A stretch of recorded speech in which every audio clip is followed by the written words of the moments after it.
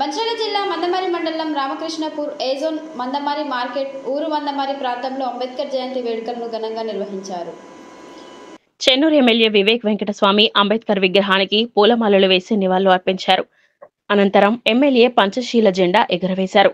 ఈ సందర్భంగా ఎమ్మెల్యే మాట్లాడుతూ అంబేద్కర్ రచించిన రాజ్యాంగం దేశానికే స్ఫూర్తిదాయకమని అన్నారు. దళితులపై అగ్రవర్ణాలు చేసిన అణిచివేతలపై కొట్లాడిన మహానీయుడు అంబేద్కర్ అని కొనియాడారు.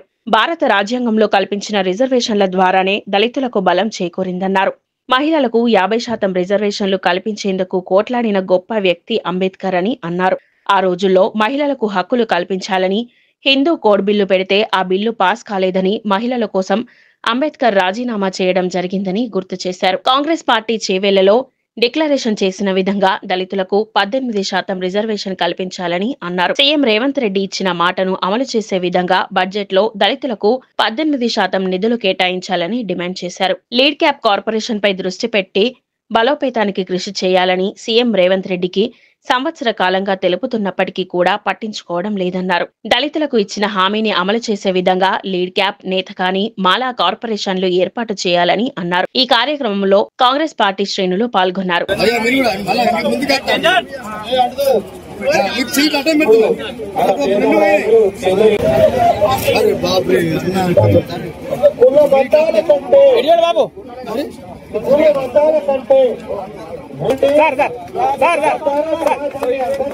అందరితో మమేకం కావాల్సిందిగా అంబేద్కర్ పూర్తీకరించదు.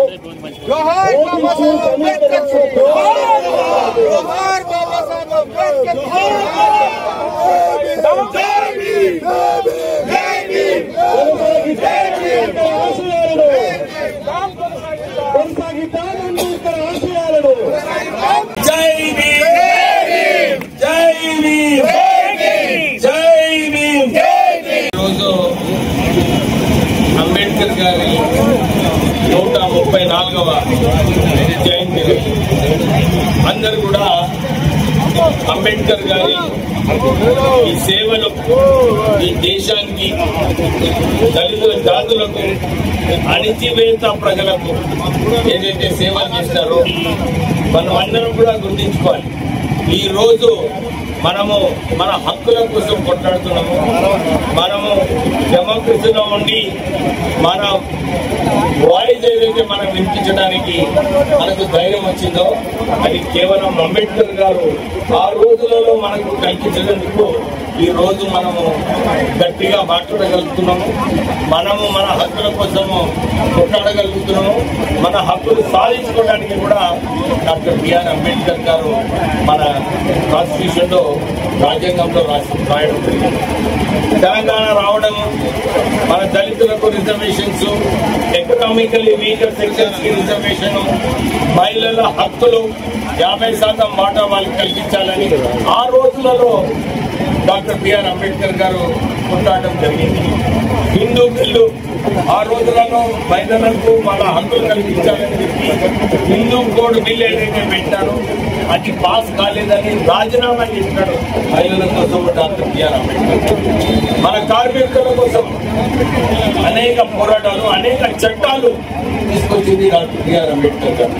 మినిమం వేజెస్ అనుకున్నా, మాక్సిమం వర్కింగ్ అవర్స్ అనుకున్నా, మన అసోసియేషన్స్ పెట్టడము, యూనియన్ కార్మికుల యూనియన్స్ స్థాపించడంలో, హక్కులు కల్పించడంలో మన బిఆర్ అంబేద్కర్ గారు మనందరికీ కూడా సేవలు చేయాలి. దాంతోపాటు దేశంలో రిజర్వ్ బ్యాంక్ ఆఫ్ ఇండియా ద్వారా ఎట్లా బడ్జెట్ లో నిధులు, పేద ప్రజలకు ఎట్లా నిధులు కేటాయించాలి, ఇవన్నీ కూడా ముందు ఆలోచనతోని డాక్టర్ బిఆర్ అంబేద్కర్ గారు రాజ్యాంగం రాయడం జరిగింది. మొన్న అసెంబ్లీలో కూడా మాట్లాడేటప్పుడు నేను ఇదే చెప్పాను. దళితులకు కాంగ్రెస్ పార్టీ చేవల్ల డిక్లరేషన్ చేసింది, 18% రిజర్వేషన్స్ కల్పిస్తామని మాట ఇచ్చింది. నేను డిమాండ్ చేస్తున్నాను ముఖ్యమంత్రి రేవంత్ రెడ్డి గారిని, మీరెంతైతే అన్ని నిర్ణయాలు తీసుకుంటున్నారో మన దళితుల గురించి కూడా 18% రిజర్వేషన్ పెంచి 18% బడ్జెట్ లో నిధులు కేటాయించాలని చెప్పి మేము డిమాండ్ చేస్తున్నాము.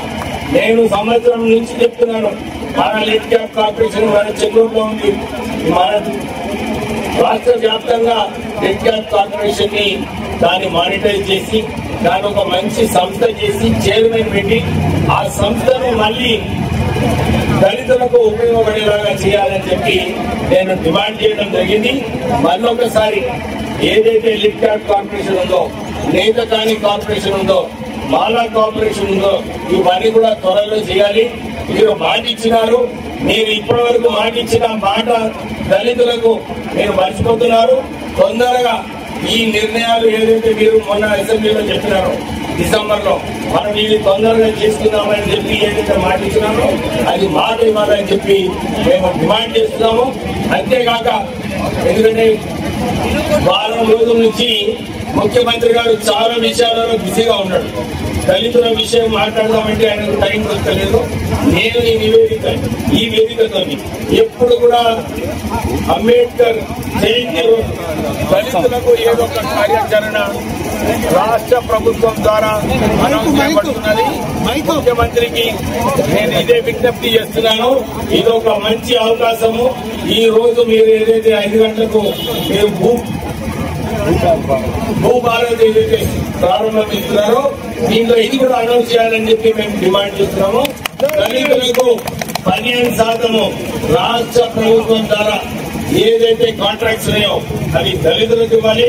దాంతో పాటు 15% ప్రొక్యూర్మెంట్ కూడా దళితులకు ఇవ్వాలని చెప్పి మేము డిమాండ్ చేస్తున్నాము. ఈ వేదిక ద్వారా ముఖ్యమంత్రి ఎంత బిజీ ఉన్నా కానీ దళితుల సమస్యల పైన ఈ కార్పొరేషన్స్ పెట్టడంలో, ఈ నిధులు కేటాయించడంలో, ఈ ప్రొక్యూర్మెంట్ పాలసీలో, ఈ కాంట్రాక్ట్ పాలసీలో దళితులకు ఉపయోగపడేలాగా మీరు నిర్ణయాలు తీసుకోవాలని చెప్పి డిమాండ్ చేస్తూ దళితులకు అందరికీ కూడా ఒకటే ఒక పిలుపు, మీరందరూ కూడా ఐక్యంతంగా ఉండాలి.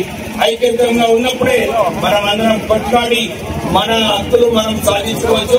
మీరందరూ కూడా ఇదే దృష్టిలో పెట్టుకొని మనమందరం కలిసి ముందుకు వెళ్లాలని చెప్పి మీ అందరితో కోరుతూ ముగిస్తున్నాం.